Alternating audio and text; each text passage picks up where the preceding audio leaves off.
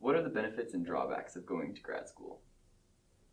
That's a really good question. So there are, I think the main drawback of going to grad school is that it takes time, right? So it takes you 4 or 5 years.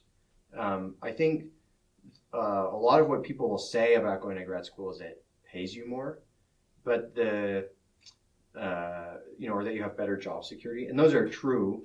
But I don't think that's the real benefit of graduate school. The benefit of graduate school is that you get a different kind of a job that you wouldn't have gotten otherwise.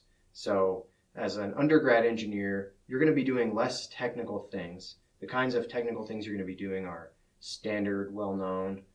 In chemical engineering, it might be, buy a pump for this system or fix something, right? But as in grad school, you're now doing more technical things. It's the kind of stuff where if you were nerding out on that part of fluids, right, where you're deriving something, that's where you're going to do more of that in grad school, and that's the kind of job it'll eventually lead to more. And what types of careers are available after grad school? What types of careers are available? So I would say 90% or more of students who go to grad school go on to work in industry. So I think there's this perception about grad school that the only way you're going to go to grad school is if you want to be a professor, that's not true.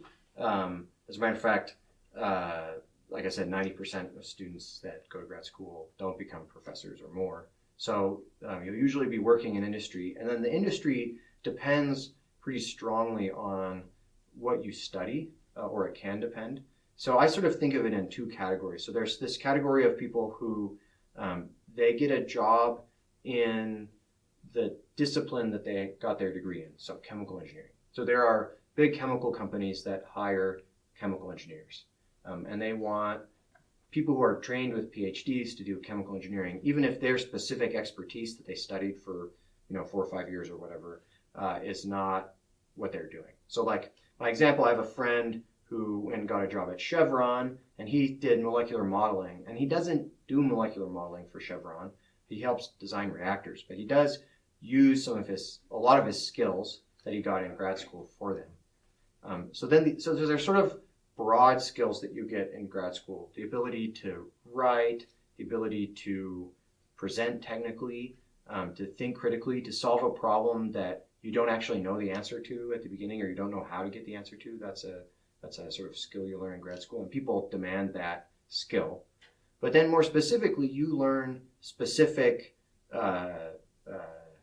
technical skills in graduate school. So if you work doing experiments etching silicon, even if, like in my case, in my PhD, our lab had people who did that, but we did microfluidics, but they went on and worked at companies making hard drives, right? So that's not microfluidics, but you can see where their technical skill translates into what they're doing in industry.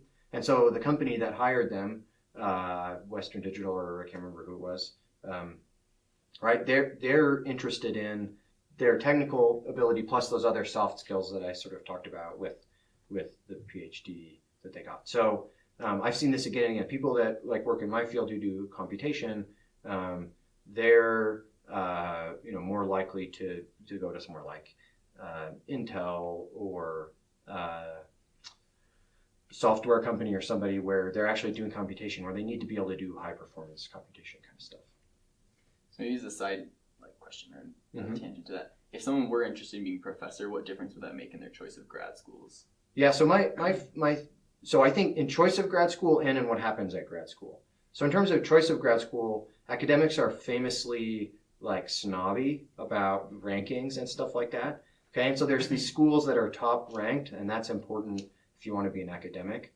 So some of the names, but only the people kind of in the field know the rest. But in the top 10 grad schools in ChemE are probably MIT. I went to Minnesota, so I'm going to put Minnesota up there. They're always ranked highly. Berkeley, Stanford, Caltech, Wisconsin, Delaware, Texas, UCSB, a couple other places Georgia Tech's in there. So I'm sure I'm missing somebody, and then I'm going to put this on the web. People are being mad at me. But But so if you want to be a professor, there's these top-ranked schools that's important, and even more important sometimes is then you go do a postdoc with someone who's kind of famous, or they're engineering famous, right? Like they're famous in engineering, but like the 150 people who know them, they're really famous, right? Anyway, that's just kind of how it is. But then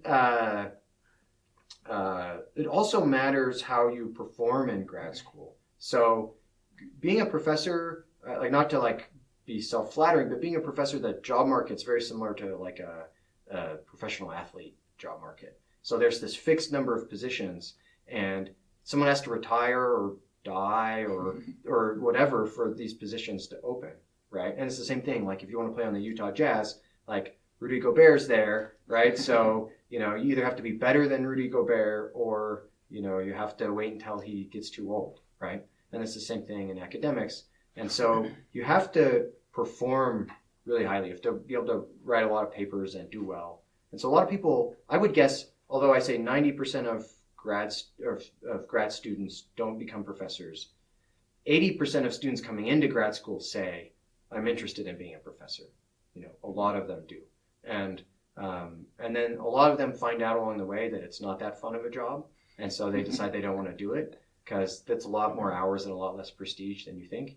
And then a lot of people find out that academic research is not their favorite thing. It's this like wide open,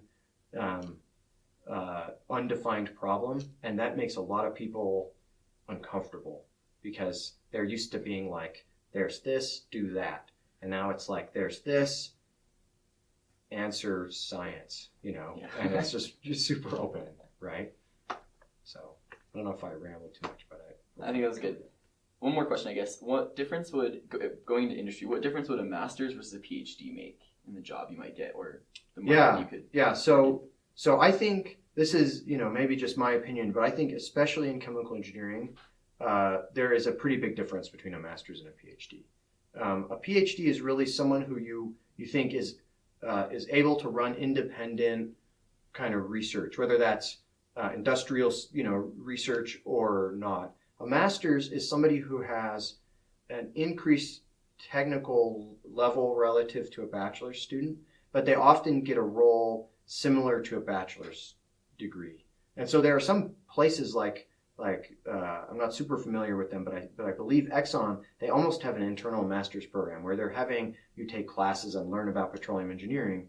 The nice thing about an actual master's degree is that it transfers, right? So if you want to go work at another oil company, I mean, I'm guessing that Chevron doesn't hate everything that Exxon teaches you, right? But regardless, there's something about that allows you to transfer.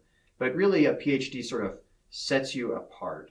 A master's degree is quite quick and is often used by people to reorient themselves. So if they did, we have some master's students. We have a nice student, and he did geology. He's a bright guy, but he's now going to pivot because of his master's degree and go do something else.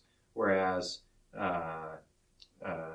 or if someone didn't do very well in their first couple of years of school and they want to go get a PhD, they might use a master's degree as a stepping stone to show that they're really capable. Or someone who's coming from another country, it's a way to get into the US. And where if you went to some school in, just some country no one knows about, let's say I used to live in France, and let's say you went to the University of Poitiers. I don't know if we know anything about the University of Poitiers, but if you went and did a master's degree at Carnegie Mellon, we'd be like, oh, well, we know Carnegie Mellon, so it's a lot easier to accept you because we know what that means more than we know about University of Poitiers. Not that I have anything against, Poitiers or whatever.